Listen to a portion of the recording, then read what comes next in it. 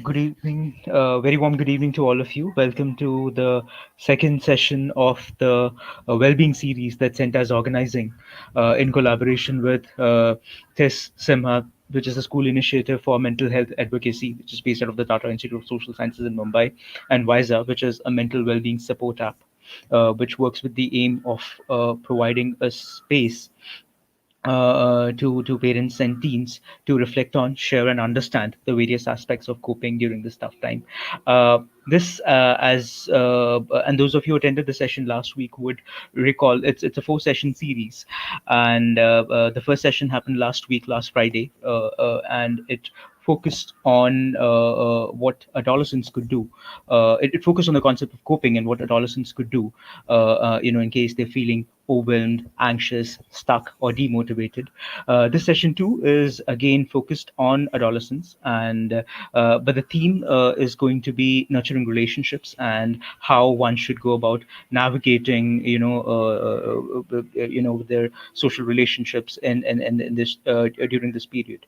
So that's going to be the theme of the session, and the session is primarily for adolescents. So. In case you're a teacher or a parent, most welcome to stay back. You can stay back and watch the complete session, but it's primarily for adolescents. That's what the session is about. And once again, we have with us Dr. Uttarachari and Ms. Hamsini Balasubramanian, and they were the facilitators last week as well. In fact, they're going to be the facilitators for the entire series. And I'll quickly introduce both of them to you for the benefit of those who are joining us for the first time. Dr. Uttarachari is an assistant professor of clinical psychology in the Department of Psychiatry at St. John's Medical College Hospital in Bangalore. Her areas of interests are child and adolescent mental health, psychotherapy, management of stress, anxiety, and depression, and suicide prevention. Hamsini Balasubramanian is a practicing counselor and psychotherapist with a master's degree in applied psychology with a specialization in clinical psychology from the Tata Institute of Social Sciences in Mumbai. Over the last 6 years, she's worked with schools, rather in schools with adolescent population through individual counseling as well as through raising awareness on mental health and coping. Before I hand it over to Hamsini, just a couple of quick announcements. One common question that we saw last week was with people, having issues in reading what's written on the slides. So a couple of quick fixes that you could do at your own end. One is you could try improving the video quality. You could simply try going full screen. That's the simplest way to do it. And the other way, if it still doesn't work, then please try improving the video quality from the settings icon and increase it to 1080p. But I think that's the maximum that's possible. So that's something that you could do to, in case you're feeling or having issues with reading what's there on the slides. So that's one. And the second is the feedback form for the session. The feedback form will be shared at 5:45. It will be shared at two places, one in the live chat section, and two, it will be shared also on my center, which is also the place that you use to register for the session, which is m.center.org from your mobile browser. So please fill the feedback form in. Super critical for you to get your record of participation, and also for us to understand how did the session go, and what are the things that we need to improve on, and what are the concepts or what are the themes on which we should be focusing a bit more in the upcoming sessions in this series. That's pretty much it from my side, Hamsini. Over to you. Hi, good evening, everyone. Very good evening to all of you. Thank you for being here today. So, last week, last Friday, we conducted the first workshop of our series for adolescents. We spoke about coping and coping in the pandemic, but on a more individual level. We looked within ourselves. This week, we will be talking about relationships in an adolescent's life. If you are not an adolescent, you may still take away something from today's session. But primarily, we have designed this workshop keeping in mind the teenage age group, 13 to 18 years old. Okay, so I'm going to be your presenter for this evening. Dr. Uttara is going to read your comments and moderate our discussion for today. So, can we see the screen? It's visible now. Let me run you through what the store are. First, we have the entire aim of this session is to explore social connection and relationships during the pandemic. Yes. Can you hear me? Is it audible? I think Uttara, sorry, Hamsini, It's your a voice little is bit of getting a cut. break, Hamza. Uttara, I ma'am, think, I I don't think know, there's it some sounds to me disturbance a at little break. your There's a end. crack. It's not continuous. Uttara, ma'am, I think Dr. there's a little bit Uttara, of a disturbance at your Can end. I? Would you Can want you to hear mute me? yourself? Sorry. can you I think mute? there's. There's a little bit of disturbance at your end. Is that okay? Okay. Yeah. Yeah. Sure. Okay. Okay. So yeah, so Dr. Uttara is going to read through your comments. Now I think it would be clear. Okay, so she's going to read through your comments and jump in and moderate our discussion for us. Okay, so you can feel free to put down your thoughts. So through this, you will find that there are some reflective questions along the way. Okay, so you can grab a piece of paper and pen next to you, or you can open up something on your computer if you're very tech savvy. Okay, but you may want to jot down some of the thoughts that you have. Okay, so the main objective of our session today is to understand what does social connection and what do relationships look like during this whole pandemic situation. And of course, like we always talk about whenever we talk about relationships, we will be touching upon how can we deal with conflict if it comes up. And lastly, we are going to end with a closing activity leading to a question and answer Q&A session, so you can share your thoughts. Okay, so yes, okay, so moving on to the first one now. I hope you got your pen and paper next to you. Okay, we're going to do a quick mapping relationships activity for yourself. For each one of us can do it for ourselves. Okay, the reason we're starting with this activity is so that you can keep all these relationships in your mind as you attend the workshop.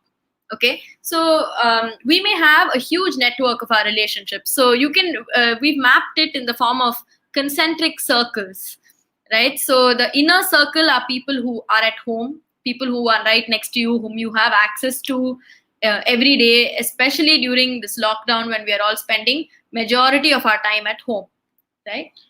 The next circle are people who are close to you emotionally, like you are very close to them, you have a close bond with them, but you are not able to meet them during this pandemic.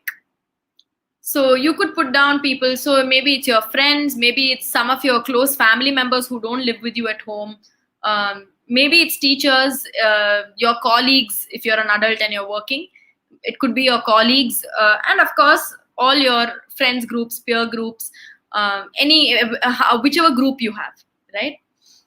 It could also be people who are for instance, like in your neighborhood or in your community members. Okay, the third circle is people who are close to you but you can't meet them. So the second circle is people whom you can meet, who are immediately around you. The third circle is people whom you can't meet, so you can jot down or think of all those people who are very close to you but you've been physically distanced from them because of the pandemic.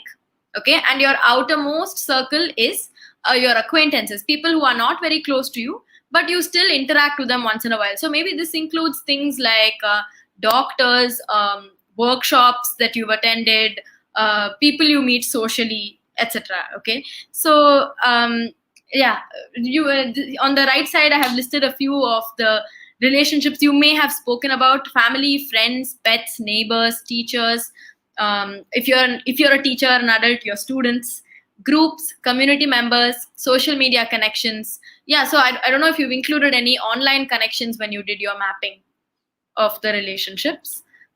Workshops such as this, support groups, therapists, or doctors, anyone who helps you, right? So maybe these are some of the connections that you have. If the screen is not visible for anyone, please increase your resolution and you should be able to see it fine. Okay, so this was the first introductory mapping activity. I hope all of you have kept in mind all these relationships. Okay, Would you like them to write a few down there in the comments? Maybe they could share some of the people in their circles. who they have included. Yeah. Yeah. I mean, So if they want to share, if any of the yes, if you participants want to want to share share some of their. these, so we can lead to this question actually. Are there any connections you've made in this pandemic, which are new connections that you have made in this pandemic? So we may be finding that we are all connecting in ways that we didn't used to before. So I'll give you a simple example for myself. I found that I'm waving a lot to my neighbors nowadays. Like earlier, we used to be so caught up in life, we'll just leave the house and we won't look around. Now we're connecting more with neighbors. So can you and if you would like to share, you can put in the chat box any new connections that you have formed during your pandemic, people whom you weren't close to before. Yeah.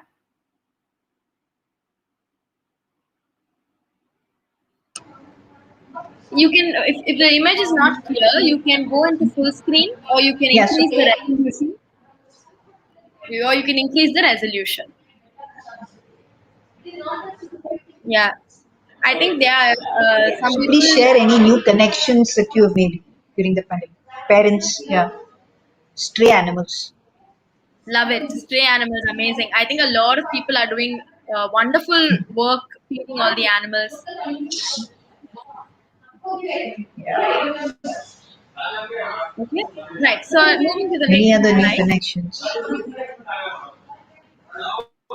Your house help, being more empathetic to house help. That's nice. Yeah, for sure. Like many of us have supported our house help to get vaccinated, maybe, right? To help them with their salary, even when they weren't allowed to come. Reviving the old forgotten relations. Plants and nature. I think that's really nice. Being connected to plants and nature is also. Okay, so moving Workplace on. colleagues also, they say. Colleagues. Okay. Oh, that's interesting. Somebody has mentioned getting used to technology as a new connection. A new connection to Yeah, that's true. technology. We have been more connected to the digital world, whether or not we talk to people through it, right? So that's true. Courier employees and delivery people. Yeah, I think something this lockdown has shown is surely that we are so starved for interaction that all the people whom we used to ignore before, we actually pay attention to them. We talk to them. We ask them, "How are you doing in the pandemic? Is everything okay at home?" We've shown a lot more caring towards all connections whom we earlier didn't used to spend time with, right? So I think that's a real something that's come out, something very hopeful that's come out of this situation that was a big crisis for all of us. And yeah, some of you are saying you've reconnected with people. Um, you've reconnected with people who were part of your older friend circles, old friends. So yeah, super. So yeah, so what is this social connection of feeling of connectedness? It's a feeling of being emotionally, socially, professionally, spiritually also linked with someone or something. Okay, so that's why, as we said, we are connected to plants, we are connected to our technology and things. So yes, you can be connected to things as well. But today we are going to talk about connection in our relationships. Okay, so uh, something that's really found to be helpful for our well-being, for our wellness, is having a network of connections during this time, right? So that's the first question I asked you, which was, what are the unusual ways in which you've connected? This pandemic may have uncovered very different ways in which we reached out to people, and it may have uncovered all these connections that earlier we ignored, right? So the research has shown that people who had a network of connections, it contributed greatly to their wellness. Okay. So if you had any significant relationships, like people you were really close to, but they were not in your home where you're living, like they were outside your home, it could be family, it could be friends, it could be your partners, right? So that distance during the pandemic could really change the way you connected with them. So that's something which is we need to very deliberately, consciously think about. How are we making an effort to maintain those very distant relationships? So yeah, coming to this question, how are you connecting with these people who are far away? Is it only through phone? Are there any other ways we are connecting with people? Can we quickly post that in the chat box? Of course, technology is one of the ways. Are there any other ways in which we are connecting?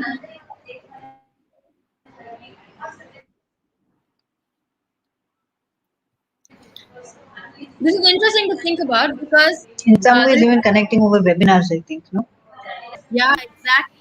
So, if you notice the circles, right, those concentric circles, even the people in the outermost circle, the acquaintances, greatly contribute to your well-being. So, for instance, webinars such as this, we don't really, know each other very well or very deeply, but such moments of connection are also very helpful for us.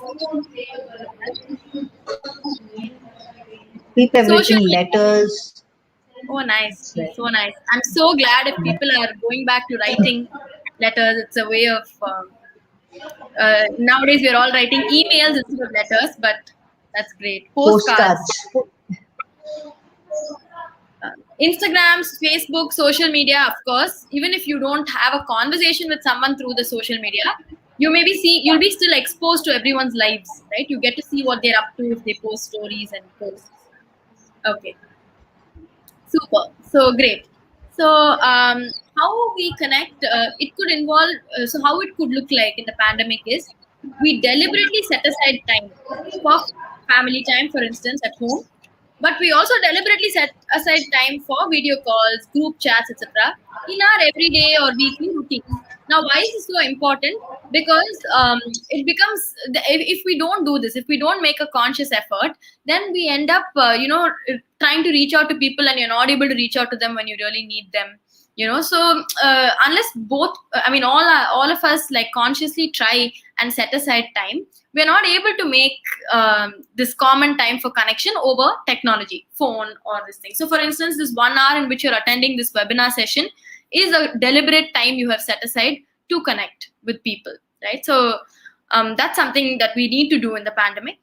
So, in adolescence, in the teenage age, or even young adulthood, peer relationships are very crucial. This is not to say that adults don't have friends. Adults also find friendships very important, but this particular age group, it becomes extremely crucial. Okay, so the privacy and the space to use your social media or technology or have Zoom calls, video calls, is very important. So we may not want to connect with our friends or our people outside our home if we don't have that privacy and that personal space and that personal time to spend with that, right? So since they can't go to school anymore, that's something that a lot of teens need, the privacy to do that. And one very important part, which we need to do, all of us, whether we're teenagers or adults, is to find a way to fulfill all these missed social events and milestones. So in school, for example, social events will include, of course, for all of us, our birthdays. But apart from that, like school events, cultural events, any other events that you do as a community event. So if you are part of any group, like a hobby group, an interest group, a prayer group, right? All these moments where you used to get together and spend time together, you didn't. If you went for extracurricular classes, you wouldn't have been able to do that, right? So it's very important that we make up for all these social events and milestones and find some way or the other to do it through the technology that we have access to. Okay, so try, if you haven't already been doing this, try that. Try to make time to fulfill these missed social events. Yeah. I thought, Hamsini, one thing somebody had written that they connected to a friend after 10 years through a webinar. I thought that's interesting. That's very cool. I wonder if you are noticing people you know in this webinar. So yes, one more thing in the pandemic, social connection also looks like altruism and helping behavior. So altruism is the act of kindness, the act of giving and helping someone else, right? So I think we have really been brought together as a community, as a whole world, when we've helped people who have suffered from the COVID crisis. So it could be fundraising on social media. It could be people who are actually volunteering, like many people are taking the initiative to feed stray animals. Many people are being caregivers to those who are affected by COVID. So they are volunteering. Many people have volunteered to deliver food or cook food and send it to people who are isolating because of COVID, right? So this this altruism, this helping, both giving it and receiving it, has really enhanced connection. So it's not necessary that we could also feel connected through this, right? So that's the point. The point is that we could also feel connected by doing altruistic things like collective helping, acts of kindness, etc. And something that's really important is to try and increase connections with caregivers, especially when we are isolated. So if any of you got the virus and you found that you were isolated for 2 weeks, right? That's the normal isolation period. So during that 2 weeks, the lack of connection could actually really affect our mental health. So it would really help for us to find ways to connect with our caregivers through technology. We'll have to use technology, or we can write letters or notes, any way that you want to connect, right? Okay, so coming to the next part of our nurturing relationships, the question here is, what do the relationships in our lives do for us? So this is something for you to put down in the chat box. What needs do these connections in your life meet? So you can answer this question before we go through all the options I have listed. You could answer this question in the chat box. What do the connections in your life mean? So you can think of all the relationships you mapped out in your head or on a paper. You can think about all of them and think, what do they do for you? What is the need in your life that they meet?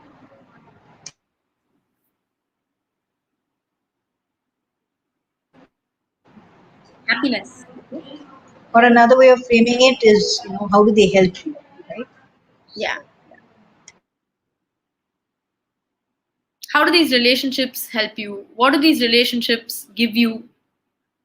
Memories, compassion, emotional and social support. Okay.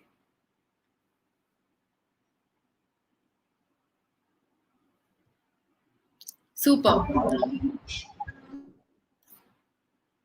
Okay, I think many of us have started sharing. So let's look at some of the points here, and then Dr. Uttara can add whatever is not covered in this.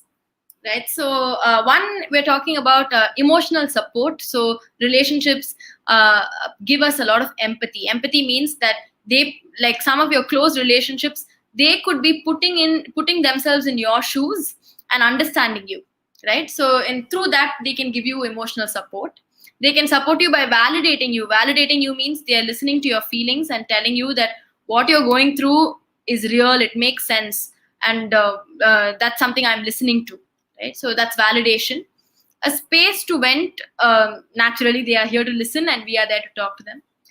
Relationships can be a source of intimacy or closeness. Okay, so the feeling of being cared for, that someone's there to take care of me, someone is showing affection to me, that feeling of being loved, right? So we also call it intimacy or closeness. Relationship can provide companionship, partnership. It can also provide solidarity, right? So solidarity is a good need that we can look at, because in the pandemic, a lot of us are in the same boat. We're all going through very similar things, very similar experiences. Even if it's not the exact same experience, they're very similar, right? So we can find common things to connect on, right? Groups and relationships can provide a sense of belonging, like I belong to this space. It becomes a part of our identity, of ourselves, right? Relationships can give you a sense of significance, in the sense that I matter to someone, I count in somebody's life. And of course, they can provide a source of stability and security. They can make you feel there's something steady in your life, that you can hold on to. You can hold on to that whenever you need it. Relationships are a source of joy, humor, fun, happiness, right? All these positive experiences, good memories.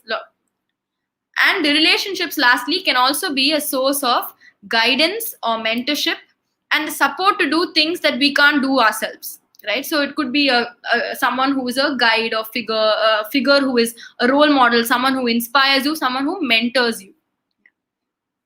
Anything additionally came up in the comment?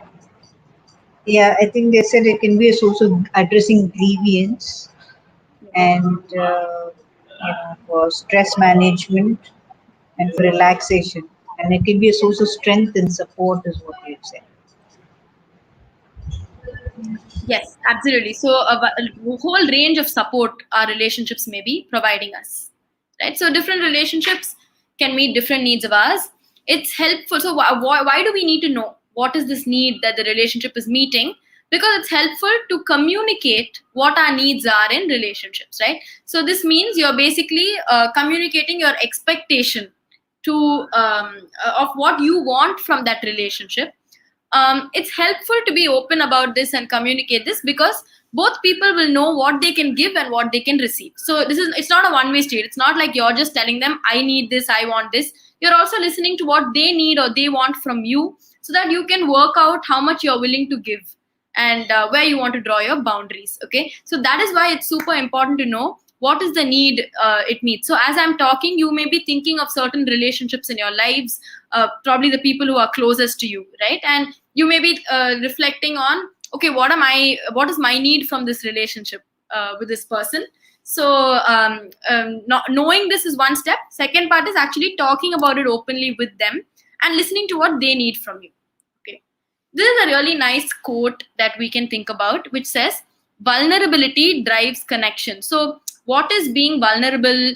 Very often we look at vulnerability as a negative thing. We say it in a negative way, saying, oh, I'm feeling so vulnerable, I feel so raw, I feel so like I feel like I'm at risk. Correct? So when we say vulnerability, we think we are at risk, and we think that's a negative thing. Okay, but this a psychologist, Brené Brown, she has said that vulnerability is so important to drive connection, to form connection. Why? Because it takes a lot of courage for us to actually open up, take that risk to connect with someone. So if we want to form a deep and significant connection, okay, we actually need to take that risk to be vulnerable and reach out to somebody, or to open ourselves to, letting somebody into our lives, right? So vulnerability is actually here a good thing, in the sense that it strengthens your bonds. It strengthens your bonds with people when we are vulnerable with them.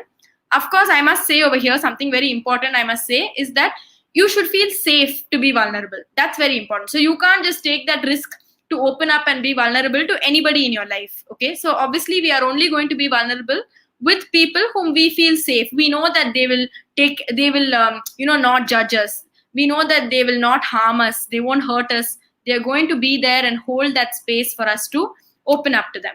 Okay, so safety is very important over here, and it goes two ways. We can listen, we can share what they're going through, their joy or their pain, both for positive emotions and negative emotions. So this is not just that whenever someone's not okay, I should be there for them.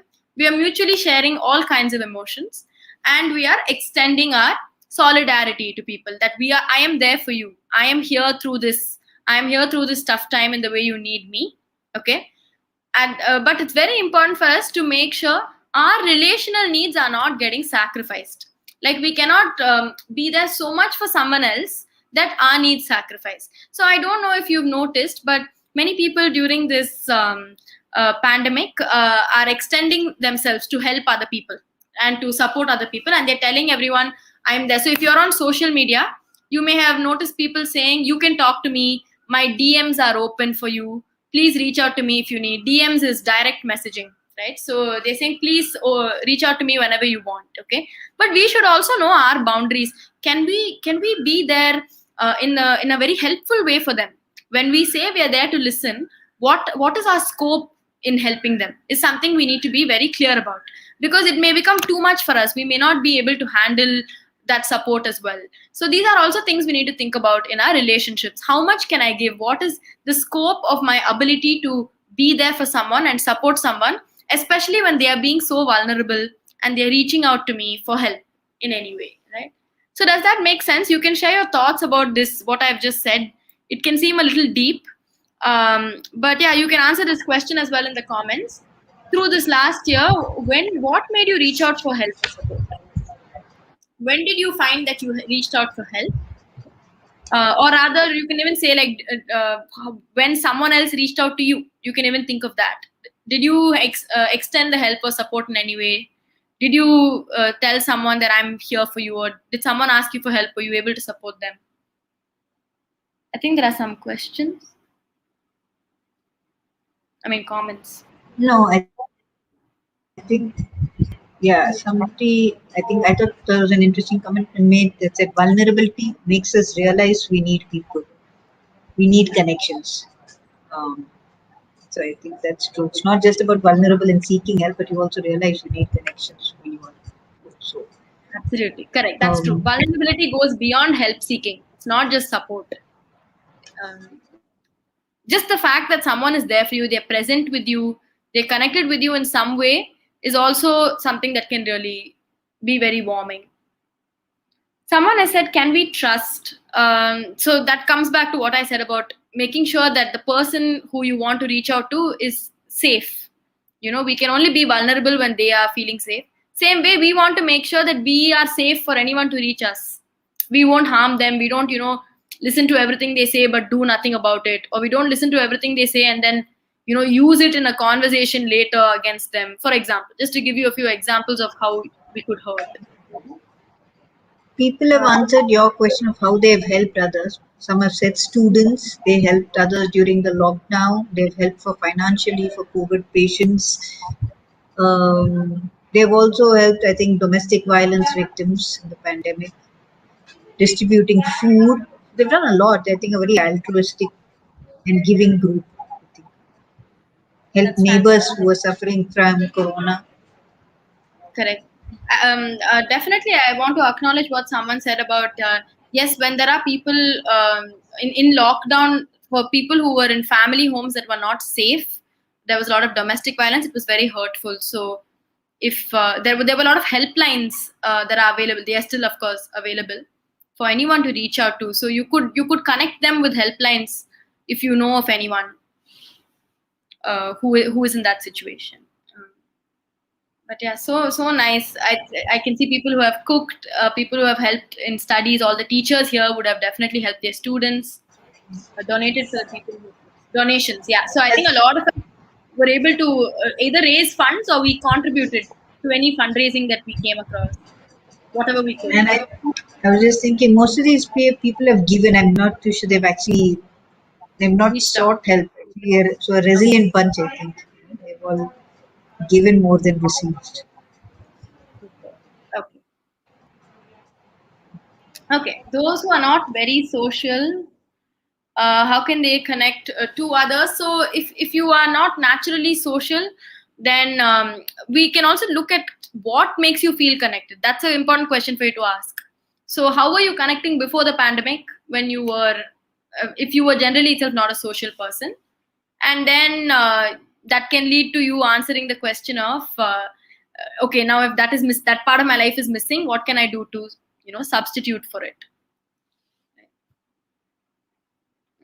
Okay.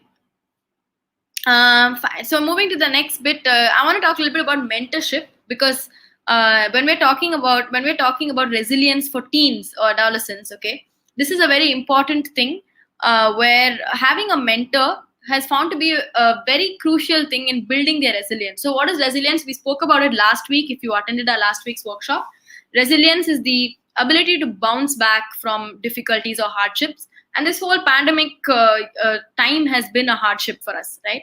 So it's been found that mentors play a very crucial role, because several teens or adolescents feel more comfortable sometimes to reach out to non-parental adults whom they trust. Okay, so this could be a teacher, this could be a neighbor if they are close to anyone, it could be a teacher from their school or a teacher from any of their extracurricular classes that they may be going to, right? So it could be more, very often teachers end up being a trusted adult, a main source of uh, mentorship in a student's life, right? So why are mentors so important? Because mentors can provide support and connection, emotional support and connection as well. So as I said, sometimes teens want to talk to a third person. They don't want to talk to the people at home. They want to reach out to someone new. They feel safer to do that. And so mentors can provide a source of that support and connection. Okay. Mentors can give a lot of hope by inspiring, by motivating, and boosting the students, or I mean the adolescents, the teenagers, self-esteem, right? So this can be through their interactions, I'm saying. They can also help in communicating values and imparting skills, including like social skills. Like many people feel that they become more confident, or they find themselves opening up more because of some mentor or role model in their life. So mentors actually play a very crucial role in guiding life choices. Even as an adult, we may have mentors if we are spiritual in this group, we may find that we have spiritual mentors as well, right? So yes, mentors are there at all stage in life, particularly in adolescence. They found to be very crucial for our coping and our resilience. Okay, so now we're moving to nurturing relationships in the home environment, right? So my question to you is, what has been different at home this year? So this year, yes, you've been spending a lot more time at home um, without a choice. So some of us may have found it really relaxing, much more fulfilling, enriching. Some of us may not have found it so comfortable, right? So what has been different at home this year? You can answer that in the chat box. Yeah.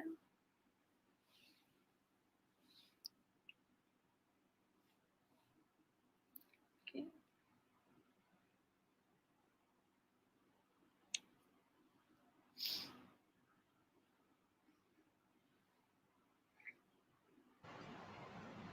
Special time spent with family, baking cakes, more cooking. Super. Yeah. All family members You do do all home these at one bonding time. activities which we didn't have time for earlier. True. Yeah. Great. Kids. Super. So as you write and share what has been different at home this year, I think we can talk about some things that we may have to consciously think about our relationships in our homes, right? So at your home, you may have your parents, if you're an adult, your children, siblings, if you're a teenager, you may have pets, you may have grandparents, extended family members if you live in a joint family. You may have live-in help, etc. Right? So one thing that we need to be very clear about is this year what has mainly been different is our work life, our school life, and our home life have become joined. We're doing everything from the same space, and all the time is also merged into one. So you don't have that time of leaving, going to another environment, and coming back home, right? So we need to redefine our spaces, our times, and routines. So by spaces, I actually mean physical space and your personal space as a person. So what is personal space? It's the space you need for yourself. You don't want anyone to come into it, okay? And or rather, you'll be very careful about how people are going to come into your personal space and your time, right? So it's really, really important for us to define it, discuss it, and communicate it clearly to your family members, to whoever's at home. Okay, so you'll have some goals for yourself, correct? You'll have certain tasks you need to do. You need to fulfill a role as a teacher or in your job or as a student. You have your timetable and your day structured for you, correct? So you need to discuss things like, what about the privacy do you get? What is the how accessible are you going to be during this time? Can they just knock on your door and call you whenever they need you? If you lock your door, does it mean they cannot disturb you? Is it a do not disturb time, right? Or if you don't have your own room and you're using headphones, for instance, and attending your classes or your work, what about like what's happening behind you? Like, are they going to keep the volume down, etc., right? So something for us to think about is, how are we going to make this decision? Okay, so it's really been found that if you are able to find some way to jointly and fairly make a decision, that's a good idea. So joint decision making means we listen to every person's need and we try and see what is the best compromise that we can work out. So compromise means we give a little, and we, in a very simple term, right, we all use the word compromise. We give a little and we receive a little, correct? So a compromise would be in the sense that everyone's needs are being met.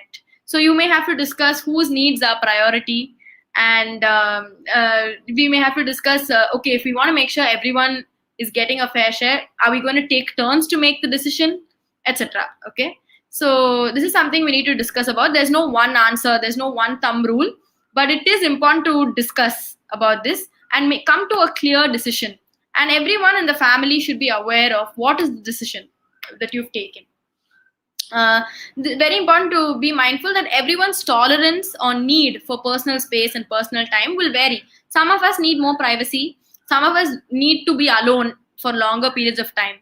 some of us want to constantly be around others, correct? So you may be recognizing, think about in your own house, who are the people who need to spend time a lot with others, who are the people who need more alone time or private time in their room, who are the people who need to talk a lot on the phone to people outside the house, right? So be aware that everyone's tolerance need not be the same. So it doesn't have to be like, okay, blanket rule for everyone. Each one of us will have a different need, so we want to be mindful of that need, right? Yeah, and lastly, I think a lot of you already said you really increased your bonding experiences in your home, right? So the fact that we're all at home all the time, we also need to look at increasing these positive bonding experiences. We need to look at increasing spaces for humor and fun, things that give you joy in your house, in your home setup, with the people in your home, right? So as a teenager, yes, any question, any comments, anything? Yeah, no, one of the things they've said is they've had to work with multiple faces. I think what they meant is because with so many people at home, they'll have to keep adapting to everyone's Yeah. personality and needs and things like that. So Correct, I know very that's true. important. That's a really hard thing in the sense like how are you going to arrive at your final decision is like how are you going to draw up this boundary and structure in your home. Sometimes you can even if you're setting a routine or if you're understanding everybody's schedules, you can even visually represent it, put up on a whiteboard or stick it on a chart on the wall, right? Something that where everyone knows where that this time is a do not disturb time, this time is a private time, this space is a private space, things like that.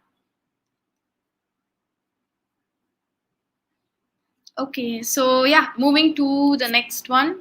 Yeah, this is a question I think that many of us may have faced during this. So we have two more things to cover, and then we'll be wrapping up. So this is one of it: using digital means of communication, right? So what are your thoughts about texting versus calling or video calling? Before we go into what the research has shown or what has been found. Earlier also, yes, we used to text quite regular. Texting has overall become a regular part of teenagers' lives, even adults' lives, young adults, as well as adults of any age. All of us are texting a lot now. We may have become very comfortable with it, right? But now during the pandemic, it's become an even huger part. It's more significant, correct? So, what are your thoughts about it? Texting versus calling. Do you think what are the benefits?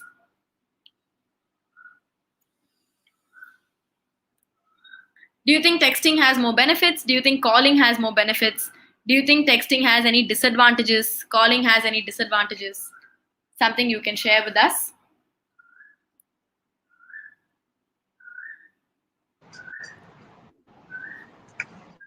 What you essentially mean is messaging versus getting on a phone call, which would be which Messaging do or you even writing prefer? an email, right?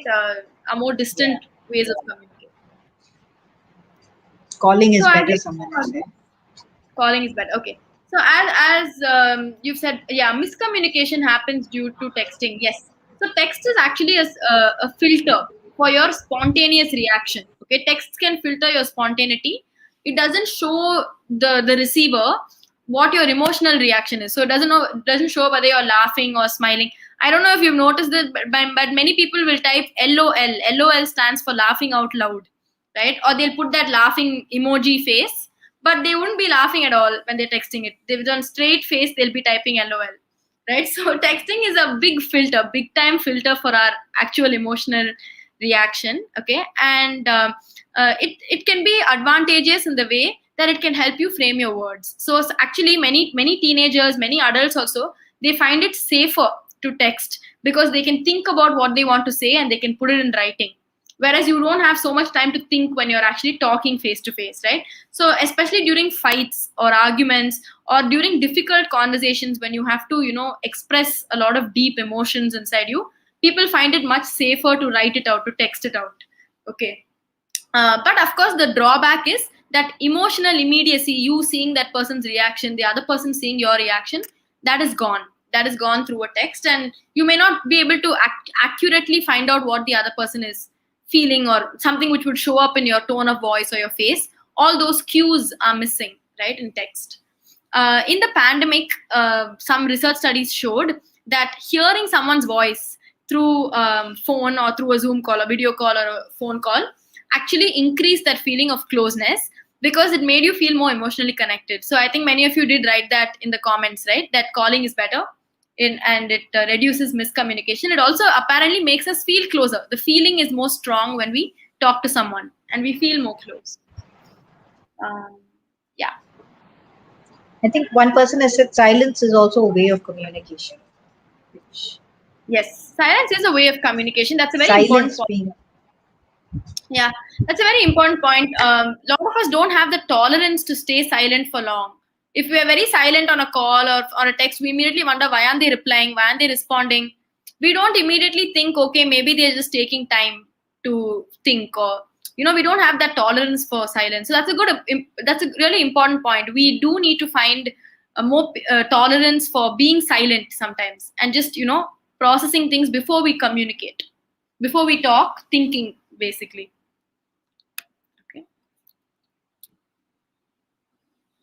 Okay, and this is of course very relevant to the last part, which is dealing with conflict. So conflict is inevitable. It's a very natural part of all relationships, whether it's at home. So mostly we end up fighting with the people closest to us, right? People who are very close to us, where our emotions really matter, where we are very affected by their emotions and their words and their reactions. So that's often what leads to conflict, right? So now there are two stark reasons for conflict you may have observed, right? Either because everyone is cooped up in the same space, right? You may find that the tensions are very high at home. Everyone is getting more irritable or cranky, and everybody is getting irritated with small things in the house with each other, right? That could be something you're noticing. The other thing you could be noticing is that the friends whom you had a lot of contact with earlier, now there's a lot of distance and they're not so available to you anymore. Earlier you got to meet them, you got to talk. Now they're not accessible. You have to literally fix an appointment to talk to some of your closest friends, right? Or you may have to wait. So that can lead to a lot of misunderstanding, okay? And it could lead to feeling unsupported, like you're feeling like they're not there for me, right? So this could be two of the main sources of conflict. Of course there'll be you may like before the pandemic there would be multiple reasons for any fight to come up, but these two particularly you may be seeing now during the pandemic. So when we have a fight, what are some of these patterns that make it worse, right? So what some things that we do in fights can really escalate the fight. Escalate meaning it makes the emotion keep building up, and the argument increases, right? People get more angry, they get more worked up, right? So things like complaining about the person. Maybe we're complaining to a third person, you know what he did, and you're telling them off. Criticizing them. So criticizing could be anything from telling them what he did was wrong to like putting them down, right? So obviously putting them down becomes a much more intense way of criticizing. Blaming them. So if we use extremely you based language, you did this, because of you only this happened, all this is extremely blaming language. It can really increase the frustration and anger, right? Sarcasm can be a major like trigger for many people, in the sense that it can really escalate the conflict if we give a very sarcastic response. And of course using threats, using aggression can be seriously harmful when we are fighting, right? It can be very hurtful for the other person. Now, one of the major things when we talk about dealing with conflict is both people should want to reduce conflict. Okay, so we will be talking about some strategies to de-escalate a conflict, to deal with a conflict, but both people should want to reduce conflict for it to actually be very effective or be very helpful to use these strategies. But yes, we can try to use these strategies as much as possible. The first thing we want to do is de-escalate the feeling before we communicate further. So you may be either hurt or angry or frustrated. These are the most common feelings. Under these feelings, there'll be other feelings. Okay, but the main feeling when we are fighting is usually one of the three, right? So frustrated, which is a like simmering form of anger, full anger, or you could be really hurt. Okay, so we can de-escalate this feeling, meaning we take time for ourselves. Okay, but something really important is to discuss when are you coming back and talking. So everyone says count to 10, go for a walk, drink water, deal with your anger, and then you talk further. Okay, makes a lot of sense. Okay, you can do anything. It doesn't have to be counting to 10. You can use any way to calm yourself, right? But we need to discuss when are we coming back to talk. If we don't discuss that, it's very threatening. You don't know when you're going to resolve this. It's just left in the air. It's just open. Okay? So that's one thing we want to think about. Another thing we can do is we need to listen and validate the feeling of the other person, even if we don't agree with what they're saying. So they may be saying something that's really that's why you're fighting. You don't agree with them. You mainly disagree with them, right? But we need to acknowledge that their feeling is real. Saying that you know what they're hurt, or you understand where it's coming from. You understand why they are saying this, even though you don't agree with what they're saying. Okay? Now, what do we mean by minimizing a feeling? It would mean that you dismiss it, like you act like it's not a big deal. Okay, you act like no, why are you hurt? You shouldn't be hurt, or like I don't understand what is even upsetting you. These are all ways to minimize a feeling, right, or reject a feeling. Silver lining it means we tell them, at least you have this. Okay, why are you complaining about this? At least you have so many other things. Okay, that is silver lining it. We're trying to tell them that many other people are having worse situations than you, or we're trying to tell them your pain is not valid. You at least have these things. No, be grateful. Now this may not be helpful in the moment of a fight. Okay, you may tell this to yourself to cope. Like you may tell yourself, okay, I'm going to list all the things I'm grateful for, all the things good in my life, and so I feel better. But when we tell this to someone else in a fight, it means we're not considering their feeling. We're disregarding their feeling. Okay, so that's why in a fight we need to try to not silver line a feeling. We want to validate their feeling. We want to acknowledge it. How can you do this? You can use I-based language instead of you-based. So you-based would be saying that you did this because of you only this happened. Okay, is commonly what we say. You should change. You should do something differently. Okay, I-based language is saying I feel hurt because this happened. I feel hurt because I need something. I need this from you. I need security from you. I need affection from you. I need help from you, and I didn't get it. Right? So you're talking about what you feel and you need is what is the shift in the language. Okay. Another shift in the language is as you talk through the fight, we can use and instead of but. So very often we say, I understand what you're feeling, but what you did was really not okay.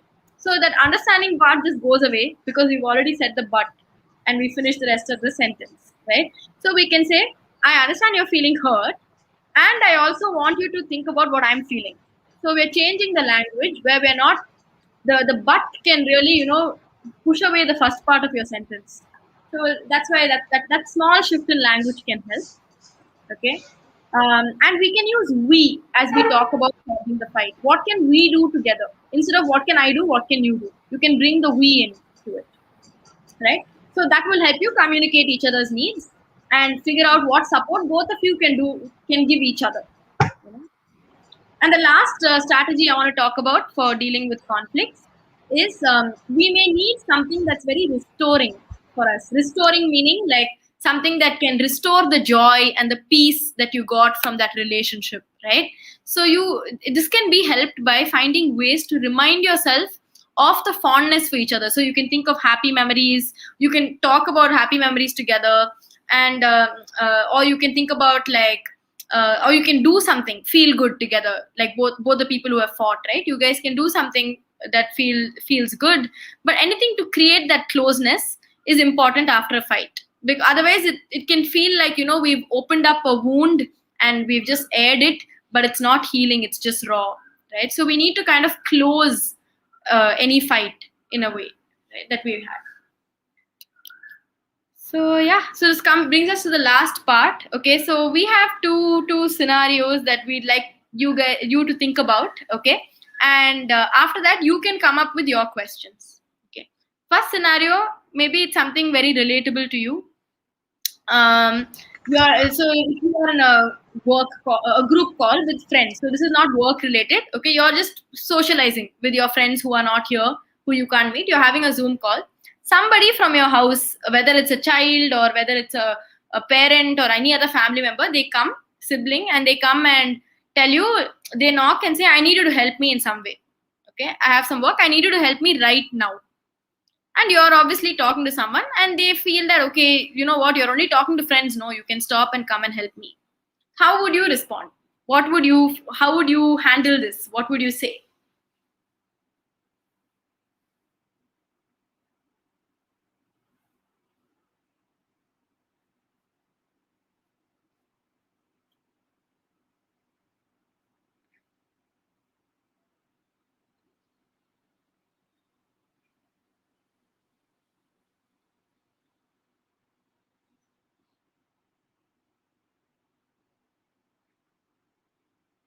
I think we have a question already. There are quite a few actually. They say Okay. sarcasm. So I'm just wondering, maybe we give them the scenarios to think about, and then we can take the questions. Okay, someone says try to finish soon and help as soon as possible. Okay, so that's a Hmm. compromise you're coming to.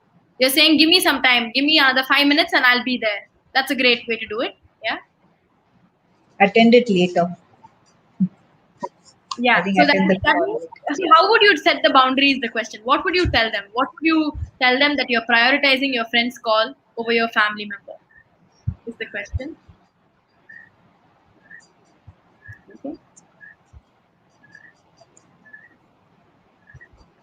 Communicating to the friend that something will come up, something has come up, and they'll connect later. Right. So first is to decide which is your priority, of course. If and decide the importance, the level of importance of stopping the friend's call and going and doing your work. The second is how you're going to communicate a boundary. So if you're irritated, if you're frustrated that they have interrupted you, your family member has interrupted you. Something that's really important is not just to decide what to do, but how do you let the family member know? No, I'm going to finish my call. So it's important for you to communicate your need at that point. Let's use the I feel I need strategy to tell them that you need more time before you can come over. Right? Yeah. And you can give them a specific time. That's more helpful than saying I'll come back. To tell them that I'll come in 5 minutes or 10 minutes, or give them a particular time at which they can expect you. That would be more helpful. It's more structured. Okay, the second and last scenario is about your distance, communicating with someone who's far away from you. Let's say you've been trying to reach someone, you're calling them, you're texting them, but they haven't replied to you. And then you saw that they were online. You saw that it said online over there. Much later, they get back to you saying, "Hi, what's up?" So they're just asking you what's up, as though they didn't even realize you were trying to reach them. So what would you react? Or how would you fight about it? Would you? Okay, we have so as you write answers, we take some questions. I think someone Yeah. has. So yeah. So there was a first question. Was what do you do with a teen who is not talking and generally quiet, not talking to his or her peers also, and is always on social media. And if you ask, is everything okay? They say, yeah, it's okay. So is that something they need to be concerned about, and how do you deal with it?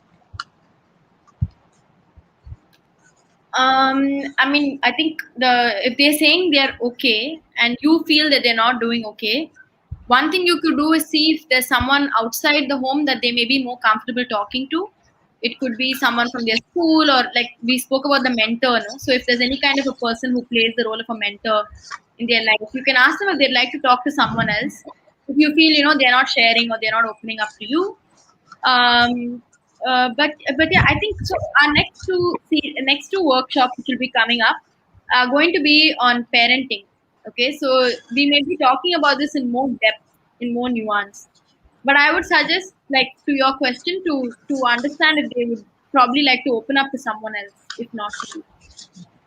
Okay. The next question was, if you have a conflict with someone and the person who you have a conflict with is unwilling to accept their mistake, what do you do? If they're unwilling to accept. Their mistake that they did something wrong, or things like that. What would you do? Yeah, so I think that's why the first disclaimer I spoke about was both people need to be willing to work on the conflict. Okay, that is one thing. But yeah, if you feel that you're not able to make them see the light, right? So your need is you want to get them to understand that what they're doing is not okay. That's your need, right? Their need is to not be questioned. Maybe they don't want you to question them or criticize them. Maybe they don't like to be told that they're not they're doing something wrong. So I think that main question here is to figure out how important is this in your relationship. How much is it affecting your relationship? The fact that they're not admitting that they've made a mistake, right? How important is it? How much is it affecting it? And then decide whether you want to, have an open conversation where you tell them, I keep feeling that this is like I keep feeling that you're not willing to look at my situation or my perspective. So you can talk about your feeling again. Yeah, I feel you're not Okay. willing. You're not looking at my perspective. Yeah. Okay, so I'll ask the next question is what is the difference between sarcasm and humor? And the follow-up question to that is can Not on sarcasm sarcasm. can be used with sarcastic people, right? I So think there was that is one more question also on sarcasm which came up.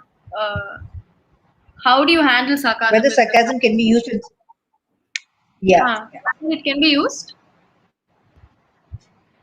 On sarcastic people. on sarcastic Can you be people. sarcastic with people who are sarcastic? Yeah. So sarcasm is maybe a form of humor if you're making a joke, right? So if you're telling a joke, that's a different kind of sarcasm where you're deliberately using sarcasm to make someone laugh. Okay, but if you're having a fight or a conflict, and the sarcasm is basically sarcasm would mean that you're saying something, okay, um, but as in you're saying the opposite of what it actually is, right? So, for instance, like if someone and they've messed it up, made some mistakes. You say, "Oh wow, you really know how to cook well," is a sarcastic response, right? So we are mocking them. We are kind of mocking them, and that can be very threatening. Okay, so that tone of voice that we use can be extremely threatening. It can increase their anger or hurt or frustration. It can increase the conflict. So yeah.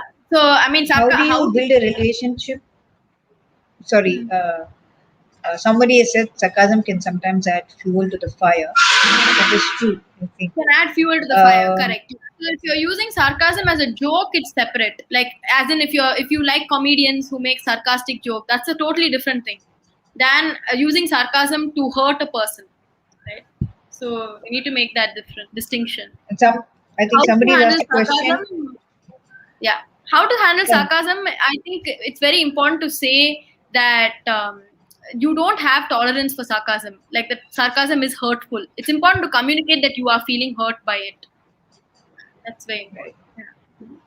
I think the last question, which you'd already answered, is how do you build a relationship with someone who's not willing to listen to you? I think that goes in with what you said about both people wanting to work on that relationship and build it. If you don't have one person willing to work on it, then it's difficult to build a relationship. I think, Correct. right? If you feel like you're not getting any cooperation from the other person, then the goal will become different for you. You may be thinking, how can I handle? How can I adjust? How can I adapt? How can I deal with my feelings that come from this relationship? You may start asking different questions to yourself. You may not be, thinking of how can I get them to work it out. So working it out needs two people for sure. But you may want to think about things for yourself. Like what need is this relationship meeting for me? Am I getting this need from somewhere else? Um, is there something that I really want from this relationship that is in my control, that's in my hands? These are some things we can ask ourselves. I think those were the only questions. I think we finished. We're Okay. also over time, I think. Okay. So yeah, I think these were some of the questions. If anyone else has any other questions, you can let us know. Otherwise, we can wrap up the session. The next two sessions will be conducted for parents.